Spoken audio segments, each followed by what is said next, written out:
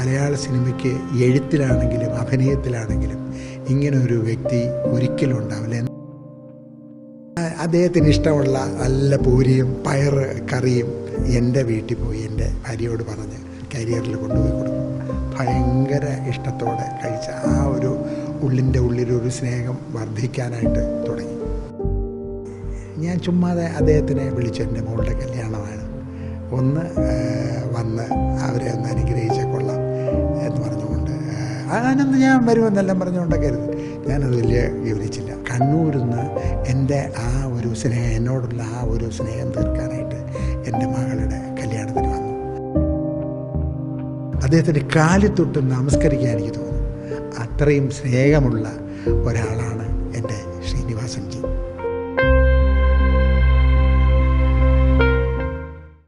നമസ്കാരം. മലയാളികളെ എന്നും നിരവധി ചിത്രങ്ങളിലൂടെ ചിരിപ്പിക്കുകയും ചിന്തിപ്പിക്കുകയും ചെയ്ത മഹാനടനായ ശ്രീ ശ്രീനിവാസൻ ഇപ്പോൾ വിടവാങ്ങിയിരിക്കുകയാണ്. അദ്ദേഹത്തിൻ്റെ ഈ വിയോഗത്തിൽ ഇന്ന് മറുനാടനോട് പ്രതികരിക്കുകയാണ് സിനിമ സീരിയൽ താരമായ ശ്രീ പൂജപ്പുര രാധാകൃഷ്ണൻ. അദ്ദേഹത്തിന് എനിക്ക് അത്രമാത്രം ജീവനായിരുന്നു എന്ന് വെച്ചാൽ അത്രയും എന്നോട് സ്നേഹമുള്ള ഒരാളായിരുന്നു. കൂടുതൽ സ്നേഹിക്കാനുള്ള ഒരു മുഹൂർത്തം എന്ന് പറയുന്നത് 2003 ഘട്ടത്തിൽ 3-4 സമയം നമ്മൾ ഒരു സ്റ്റേജ് പരിപാടി ദുബായിൽ നടത്തണം. അപ്പം ഞാൻ ആദ്യമായിട്ടാണ് ഫ്ലൈറ്റിൽ കയറുന്നത്, അതുപോലൊരു പരിപാടിയിൽ പങ്കെടുക്കുന്നത്.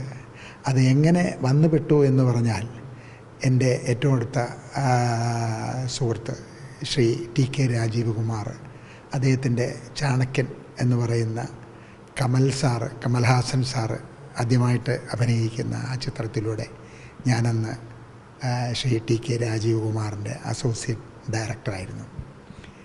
അദ്ദേഹം തന്നെ നിർബന്ധിച്ച് എന്നെ അസോസിയേറ്റ് ആക്കിയതാണ്. അപ്പം അങ്ങനെ ആ ചിത്രത്തിൽ ഇവിടെയാണ് ശ്രീ ടി.കെ. രാജീവ് കുമാറിനെ പരിചയപ്പെടുന്നത്. ഞാൻ അതുവരെ എനിക്ക് വലിയ ആഗ്രഹമുണ്ടായിരുന്നു, ഒരു വിമാനത്തിൽ കയറണമെന്നൊക്കെ എല്ലാവരും ആഗ്രഹിക്കുന്നത് പോലെ ഞാനും ആഗ്രഹിച്ചു. പക്ഷെ ആരോടും ഒന്നും പറഞ്ഞിട്ടില്ല. കാരണം എനിക്ക് ഒരു ഒരു ഒരു ഒരു എന്താ പറയാൻ, അതായത് സത്യം പോലെ, അല്ലെങ്കിൽ നടക്കേണ്ടതുപോലെ നടക്കേണ്ടുന്ന സമയത്ത് നടക്കും എന്ന് പറയും. അപ്പം അങ്ങനെ അതിനൊരു English പ്രോവർബുണ്ട്, what thing, what time will happen, that thing, that time will happen എന്നാണ് പറയുന്നത്. തമിഴിലും പറയും, എതത് കാര്യം അതത് സമയത്തിലേ നടക്കത്, അതത് കാര്യം അതത് സമയത്തിലേ നടന്ന് താൻ തീരും എന്ന് പറയും. ഹാപ്പൻ എന്ന് പറയും. അതുകൊണ്ട് എനിക്ക് അതിനോട് ഒരു വിശ്വാസമുണ്ട്. അങ്ങനെ ഇരിക്കവേ ആ ചാണക്യനെല്ലാം കഴിഞ്ഞു. ശ്രീ രാജീവ് കുമാർ എന്നെ ആരാണ്, എന്താണ്, എങ്ങനെയുള്ളവനാണ്, പ്രവർത്തിക്കുന്നവനാണോ അല്ലെങ്കിൽ വർക്ക് ചെയ്യുന്നവനാണോ എന്നുള്ള കാര്യങ്ങളെല്ലാം അദ്ദേഹം എന്നെപ്പറ്റി മനസ്സിലാക്കി. അങ്ങനെ ഇരിക്കവേ ഇത് എന്ന് പറയുന്നത് 1989 ഘട്ടത്തിലാണ് ഞാൻ ചാണക്യൻ വർക്ക് ചെയ്യുന്നത്. അത് കഴിഞ്ഞ് ഒരുപാട് നാളുകൾക്ക് ശേഷമാണ് ഇങ്ങനെ ഒരു പരിപാടി വന്നത്, stage show. Shri stage Kalam എന്ന് പറയുന്ന പ്രശസ്തനായ ഒരു വ്യക്തി ഇതിൻ്റെ ഓർഗനൈസറായിട്ട്, ഇതിൻ്റെ പ്രൊഡ്യൂസറായിട്ട് ദുബായിലുണ്ട്. അങ്ങനെ അദ്ദേഹവുമായിട്ട് ഉള്ള ശ്രീ രാജീവ് കുമാറിൻ്റെ സ്നേഹമാണ് ഇങ്ങനെ ഒരു പരിപാടിയിലൂടെ എനിക്കും കൂടെ പെടാൻ കഴിഞ്ഞത്. അങ്ങനെ ഇരുന്നപ്പോൾ എന്നോട് ചോദിച്ചു, രാധാകൃഷ്ണൻ വരുന്നുണ്ടോ, സ്റ്റേജ് കലാമിൻ്റെ പരിപാടിയാണ്, അപ്പം നമുക്ക് സ്റ്റേജ് ഷോ എല്ലാം ഉണ്ട്. ശ്രീനിവാസൻ പിന്നീട് തുടങ്ങിയ ആളുകളെല്ലാം ഇതിൽ വരുന്നുണ്ട്, വർക്ക് ചെയ്യുന്നുണ്ട് എന്നെല്ലാം പറഞ്ഞു. അപ്പം അത് എന്ന് പറയുന്നത്, പിന്നെ ഞാൻ പറഞ്ഞു, അയ്യോ ഞാൻ തീർച്ചയായിട്ടും ഞാൻ വരും. എനിക്ക് ആദ്യമായിട്ട് പിന്നെ ഞാൻ വിമാനത്തിൽ കയറാനൊരു ആഗ്രഹക്കാരനാണ്. എനിക്കത് ഇന്ന് വരെ സാധിച്ചിട്ടില്ല. ആരോടും ഞാൻ എൻ്റെ കാര്യം ഞാൻ പറഞ്ഞിട്ടില്ല. പക്ഷേ എനിക്ക് എൻ്റെ ഉള്ളിൻ്റെ ഉള്ളിലുള്ളൊരു ആഗ്രഹമാണ്. എനിക്ക് അതൊന്ന് സാധ്യതമാക്കിയാൽ കൊള്ളാമെന്ന് ഇപ്പം ആഗ്രഹിക്കുന്നു. എന്നെയും കൂടെ ഉൾപ്പെടുത്തണം, എനിക്കൊന്നും തരണ്ട എന്നല്ല ഞാൻ അദ്ദേഹത്തിനോട് പറഞ്ഞു. അദ്ദേഹം വളരെ കാര്യമായിട്ട് ശ്രീ രാജീവ് കുമാർ എൻ്റെ ഈ ഒരാവശ്യം നിറവേറാനായിട്ടുള്ള ശരി എന്ന് പറഞ്ഞു. അങ്ങനെ ഞങ്ങളതിൽ പോവുകയാണ്. ആ പോക്കിൽ ആണ് ഏറ്റവും കൂടുതൽ എൻ്റെ ശ്രീനിവാസൻ എന്ന് പറയുന്ന ആ വലിയ മഹാനെ, വലിയ മനസ്സിൻ്റെ ഉടമയെ ഞാൻ പരിചയപ്പെടുന്നത്. അപ്പം അതിനു മുമ്പ് ഈ സ്റ്റേജ് ഷോയെ സംബന്ധിച്ച് അത് ഈ ഇദ്ദേഹത്തിന് ബ്രാൻഡ് ചെയ്തിരിക്കുന്ന ഒരു പരിപാടിയായിട്ട് മാറി. കരളേ കരളിൻ്റെ കരള് എന്ന് പറഞ്ഞുകൊണ്ട് ഒരു പാട്ടുണ്ടല്ലോ, ഉദയനാണ് താരം. അപ്പം ഈ ഉദയനാണ് താരം എന്ന് പറയുന്ന ശ്രീനിവാസനെ ബ്രാൻഡ് ചെയ്തിരിക്കുന്ന ഒരു പരിപാടിയായിട്ട് അവസാനം മാറി. അങ്ങനെ അദ്ദേഹമാണ് ബാക്കി സ്ക്രിപ്റ്റും ബാക്കി കാര്യങ്ങളും എല്ലാം എഴുതി. അതിനൊരു റിഹേഴ്സൽ വേണമല്ലോ. അപ്പോൾ ആ റിഹേഴ്സൽ എന്ന് പറയുന്നത് തിരുവനന്തപുരത്ത് നമ്മുടെ ഇവിടെ പുത്തൻചന്ത ഒരു ഹോട്ടലുണ്ട്, പഴയ, അതിൻ്റെ ഇപ്പോഴത്തെ പേരെല്ലാം മാറി. അന്ന് അതിൻ്റെ പേര് എന്ന് പറയുന്നത് ഒരു പേരായിരുന്നു, ഈ പറഞ്ഞാൽ അറിയും. പുത്തൻചന്ത പോസ്റ്റ് ഓഫീസിൻ്റെ തൊട്ടുപുറയിൽ ആണ് ഈ ഹോട്ടലുള്ളത്. അപ്പോൾ അവിടെയാണ് അദ്ദേഹത്തിന് താമസം. അതായത് ബാലചന്ദ്ര മേനോൻ സാറ് ഒക്കെ സിനിമ എടുത്താൽ ഈ 501 എന്ന് പറഞ്ഞ ഈ ഹോട്ടലിലെ മുറി അദ്ദേഹത്തിന് വേണ്ടി ബ്രാൻഡ് ചെയ്തിരിക്കുന്നതാണ്. അതാണ് ഈ ഹോട്ടലിൻ്റെ ഒരു പ്രത്യേകത. അത് പെട്ടെന്ന് ഞാനത് വിട്ടുപോയി. ഇപ്പം പുതിയ കുറേ കാലമായിട്ട് ആ പേരില്ല, പുതിയ പേരാണ് അതിനകത്തുണ്ട്. ഇപ്പം ഹോട്ടലിൽ നടക്കുന്നില്ല, അങ്ങനെ ഇരിക്കുന്ന ഒരിതാണ്. അങ്ങനെ അവിടെയാണ് അദ്ദേഹത്തിന് താമസമായി. അവിടുത്തെ ഈ ഫുഡും ഇതൊന്നും ഇഷ്ടപ്പെടാത്ത ഒരവസ്ഥയായി. അങ്ങനെ അത് ഞാൻ മനസ്സിലാക്കിയിട്ട് അദ്ദേഹത്തിന് ഇഷ്ടമുള്ള നല്ല പൂരിയും പയറ് കറിയും അങ്ങനെയൊക്കെ ഉള്ളതാണ് അദ്ദേഹത്തിന് ഇഷ്ടം. അത് മനസ്സിലാക്കിയിട്ട് ഞാൻ ഒടുക്കം എൻ്റെ വീട്ടിൽ പോയി എൻ്റെ ഭാര്യയോട് പറഞ്ഞ് അതുപോലെ നല്ല രീതിയിൽ ഉണ്ടാക്കി ഇത് കൊണ്ടുപോയി കൊടുക്കും, കരിയറിൽ കൊണ്ടുപോയി കൊടുക്കും. ഭയങ്കര ഇഷ്ടത്തോടെ കഴിച്ച ആ ഒരു ഉള്ളിൻ്റെ ഉള്ളിലൊരു സ്നേഹം വർദ്ധിക്കാനായിട്ട് തുടങ്ങി. അങ്ങനെ ആ സ്റ്റേജ് ഷോയ്ക്ക് പോയി. അപ്പം ഞാനാണ് അസിസ്റ്റൻ്റ് ഡയറക്ടർ, ശ്രീ രാജീവ് കുമാറാണ് അതിൻ്റെ ഡയറക്ടർ, ഷോ ഡയറക്ടർ. അപ്പം അങ്ങനെ ഓരോ ദിവസവും ഈ പരിപാടികൾ നമ്മൾ അവിടെ എത്തപ്പെട്ടു. അത് ആ ദിവസം പറഞ്ഞ ദിവസം എനിക്ക് എത്താനും പറ്റിയിട്ടില്ല. കാരണം വേറൊരാളിനെ തിരുവനന്തപുരത്ത് ഫ്ലൈറ്റിൻ്റെ ഒരു പ്രശ്നമുണ്ടായിരുന്നു. ഫ്ലൈറ്റിൻ്റെ പ്രശ്നം കാരണം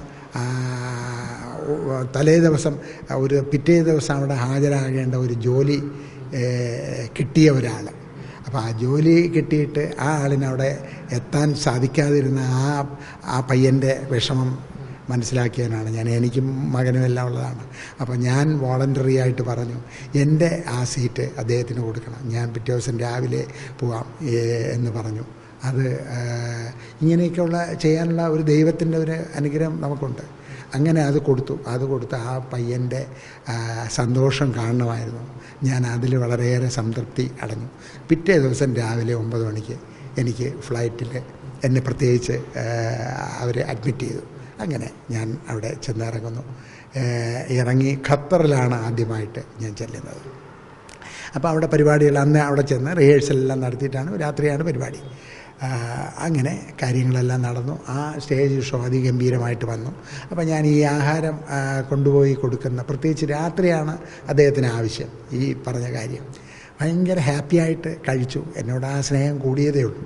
അങ്ങനെ അതെല്ലാം കഴിഞ്ഞു. ആ പരിപാടി ഇദ്ദേഹത്തിന് വേണ്ടി ബ്രാൻഡ് ചെയ്ത ഇതെന്ന് പറയുന്നത് പിന്നീട് ഉദയനാണ് താരം എന്നുള്ളത് ശ്രീനിവാസന് വേണ്ടി ബ്രാൻഡ് ചെയ്തിരിക്കുകയാണ്. അതുകൊണ്ട് എന്ത് പറ്റി, അദ്ദേഹത്തിൻ്റെ മകൻ വിനീത് ശ്രീനിവാസനും ഒരു സ്റ്റേജ് ഷോയുടെ സമയത്ത്, എനിക്ക് തോന്നുന്നു കുവൈറ്റിലായിട്ടാണെന്ന് തോന്നുന്നു, ഇദ്ദേഹം ഈ മോൻ വന്ന് ഈ പാട്ട് തന്നെ പാടി അടിച്ചു പൊളിച്ചു. ജനങ്ങളെല്ലാം ആകെ തിമിർത്തു. അപ്പം അങ്ങനെ ആ ഷോ അതിഗംഭീരമായിട്ട്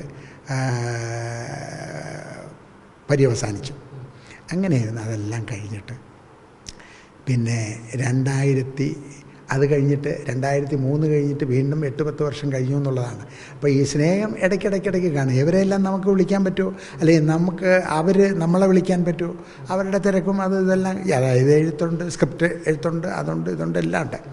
അപ്പോൾ ആ ഒരു ഇതൊന്നും, പക്ഷേ അതിന് ശേഷം ഞാനും ഇദ്ദേഹമായിട്ട് വേറൊരു പടം ചെയ്തു. ഭാഗ്യവാൻ എന്നാണ് അതിൻ്റെ ആ പടത്തിൻ്റെ പേര്, ഭാഗ്യവാൻ. ശ്രീ സി രാധാകൃഷ്ണൻ്റെ സ്ക്രിപ്റ്റ്, കഥ. പക്ഷേ സ്ക്രിപ്റ്റ് ചെയ്തത് ശ്രീനിവാസനായിരുന്നു. അപ്പം ശ്രീനിവാസൻ പാലക്കാട് ഒരു വലിയ ഒരു ഹോട്ടലുണ്ട്. ആ ഹോട്ടലിൻ്റെ പെട്ടെന്ന് എനിക്ക് പറയാൻ ഇപ്പം ഈ ചുരുങ്ങിയ സമയം കൊണ്ട് ആലോചിച്ചെടുക്കാനൊന്നും അത് ശരിയല്ല. അതുകൊണ്ട് പാലക്കാട് അതിഗംഭീരമായ ഒരു ഹോട്ടലുണ്ട്. ആ ഹോട്ടലിലാണ് ഇദ്ദേഹം തങ്ങിയിരിക്കുന്നത്. അന്ന് ഈ 2 മക്കളും ചെറുമക്കളാണ്, വിനീത് ശ്രീനിവാസനും ധ്യാൻ ശ്രീനിവാസനും.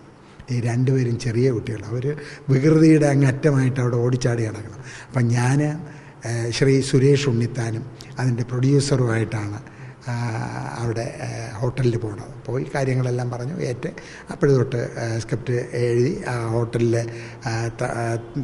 ഞങ്ങളെല്ലാം ആഹാരമെല്ലാം കഴിഞ്ഞ് നേരെ അവിടെ നിന്ന് തിരിച്ചു. ഞങ്ങളുടെ ലൊക്കേഷനിൽ വന്നു, ഞങ്ങളുടെ ഹോട്ടലിൽ വന്നു. അത് കഴിഞ്ഞിട്ട് ഇദ്ദേഹം അതിൽ അഭിനയിച്ചിരിക്കുന്നു ഭാഗ്യവാൻ. അലഭ്യലഭ്യ ശ്രീ എന്ന് പറയുന്ന ഒരു ഭാഗ്യം അതിനകത്തുണ്ട് എന്നുള്ളത് വെച്ചിട്ടാണ്, വിചാരിച്ചിരിക്കാതെ ഒരാളിന് ഭാഗ്യം കിട്ടുന്നത് ഒക്കെ കൂടെ ചേർന്നാണ് ഭാഗ്യവാൻ എന്ന് പറയുന്നത്. അത് നന്നായിട്ടത് പോയി. പിന്നെ ആ പടം നന്നായിട്ട് പര്യവസാനിച്ചു. പക്ഷേ അത് തീർക്കാനായിട്ട് പിന്നെ ഇദ്ദേഹത്തിന് കുറച്ചും കൂടെ സ്ക്രിപ്റ്റൊക്കെ വേണമായിരുന്നു, വേറൊരു ഷെഡ്യൂൾ വേണ്ടി വന്നു. അതിൽ പങ്കെടുക്കാൻ പറ്റിയില്ല.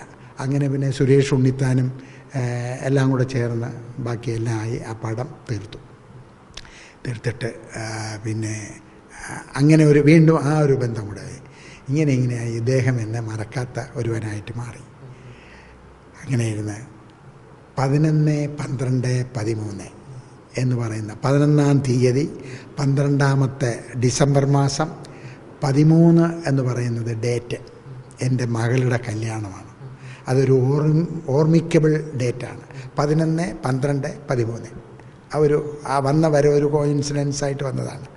അങ്ങനെ ആ ദിവസം ഞാൻ ചുമ്മാതെ അദ്ദേഹത്തിനെ വിളിച്ചു. എൻ്റെ മോളുടെ കല്യാണമാണ്, ഒന്ന് വന്ന് അവരെ ഒന്ന് അനുഗ്രഹിച്ച കൊള്ളാം എന്ന് പറഞ്ഞുകൊണ്ട്, അതിനൊന്ന് ഞാൻ വരുമെന്നെല്ലാം പറഞ്ഞുകൊണ്ടൊക്കെ കരുതി. ഞാനത് വലിയ ഗൗനിച്ചില്ല. വലിയ അതായത് അദ്ദേഹം എല്ലാം അത്ര തിരക്കുള്ള ആളല്ലേ, എങ്ങനെ അദ്ദേഹം വരും എന്ന് മനസ്സ് വിചാരിച്ചിരുന്നു. പക്ഷേ 13-ാം തീയതിയുടെ 11-ാം തീയതിയുടെ അന്ന് ഈ 13-ാമത്തെ 2013 11-ാം തീയതി കൃത്യമായിട്ട് കല്യാണ സമയമായപ്പോൾ അദ്ദേഹം ഇങ്ങ് വന്നു. അത് വന്നതാ ഒരുപാട് കഷ്ടപ്പെട്ട് കണ്ണൂരിൽ നിന്നാണ് വന്നത്. കണ്ണൂരാണെന്ന് അദ്ദേഹം പോയിരുന്നത്. അങ്ങനെ കണ്ണൂരിൽ നിന്ന് എൻ്റെ ആ ഒരു സ്നേഹം, എന്നോടുള്ള ആ ഒരു സ്നേഹം തീർക്കാനായിട്ട് എൻ്റെ മകളുടെ കല്യാണത്തിന് വന്നു. ആ സമയത്ത് ഇതുപോലെ international film festival of Kerala നടക്കുന്ന സമയമാണ്.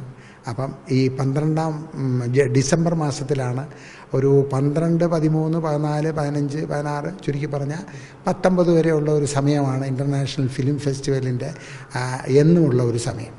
അപ്പം അതുകൂടെ ഒരു പ്രയോജനത്തിൽപ്പെട്ടു. എൻ്റെ മകളുടെ കല്യാണത്തിന് എനിക്ക് എൻ്റെ ആളുകളെല്ലാം വരാൻ, ഒരുപാട് താരങ്ങളും ഡയറക്ടർ ശ്രീനിവാസ്, പിന്നെ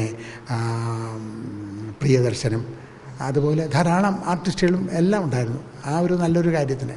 അപ്പം വളരെ മുൻകാലങ്ങളിലുള്ള എന്നോടുള്ള സ്നേഹം ഒക്കെ ആയിരിക്കും അവരെല്ലാം ഇങ്ങനെ തീർക്കുന്നത്. അപ്പം ഇതുപോലെ ഇദ്ദേഹം പറഞ്ഞു വന്നത് ഞാൻ കണ്ണൂരിൽ നിന്ന് വരെയാണ്. അപ്പം അതുകൊണ്ട് എനിക്ക് ഇതിൽ പരം അദ്ദേഹത്തിൻ്റെ കാലിൽ തൊട്ട് നമസ്കരിക്കാൻ എനിക്ക് തോന്നുന്നു. അത്രയും സ്നേഹമുള്ള ഒരാളാണ് എൻ്റെ ശ്രീനിവാസൻജി.